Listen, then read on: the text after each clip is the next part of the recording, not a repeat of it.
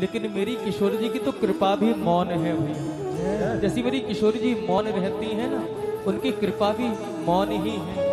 बस जिस पे बरसती है वो अनुभव कर पाता है। और किशोरी जी की कृपा को बखानने के लिए आज तक कोई मुख ही नहीं बना है, कोई मुख नहीं बना है, कोई वाक्यों से शब्दों से किशोरी जी की कृपा को बखान नहीं सकता है। ऐसी मेरी किशोरी जी की कृपा है। आओ दो पलों के लिए किशोरी जी के स्वभाव से परिचित हो जाएं, फिर उस रस में प्रवेश करेंगे। चिंता मत करना, रात बाकी है, बात बाकी है, अभी तो मुलाकात भी बाकी है प्यारे, हिलना मत नहीं है। तब मेरी किशोरी जी ने कहा, प्यारे आपने कहा है निर्मल मन जन सो मोहि पावा, मोहि कपट छल छिद्र ना बावा। सरकार अगर निर्मल मन वाले भक्त ही आपको प्राप्त कर सकते हैं तो आगे कलयुग आ रहा है, कलयुग में निर्मल मन वाले भक्त इतने मिलेंगे नहीं। तो मुझे तो कलयुग में होने वाले उन अधमों की चिंता हो रही है जिनका मन निर्मल होगा नहीं, और उनका उद्धार कैसे होगा। क्यों?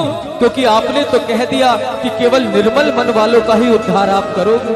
उन अधमों का, कलयुग के जीवों का उद्धार कैसे होगा अगर आप उन कलयुग के जीवों के उद्धार के गारंटी कार्ड पर हस्ताक्षर करके दो तो हम आपसे कुछ बात करें।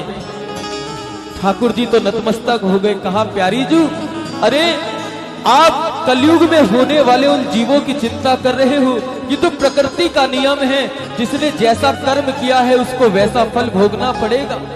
तब मेरी किशोरी जी ने कहा, सरकार आपकी बनाई हुई प्रकृति का नियम हो सकता है, लेकिन मुझे तो इतना विश्वास दिलाओ, जो भी मेरे बरसाने तक पहुंच जाएगा आपको उनका उद्धार करना ही पड़ेगा, चाहे वो पुण्यात्मा हो चाहे वो पापी हो।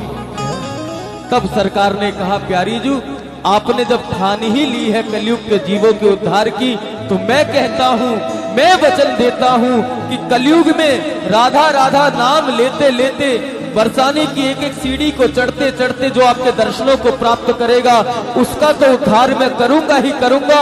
लेकिन नास्तिक से नास्तिक के कान में भी अगर आपका पवित्र नाम चला जाएगा तो मैं उन जीवों का भी उद्धार कर दूंगा।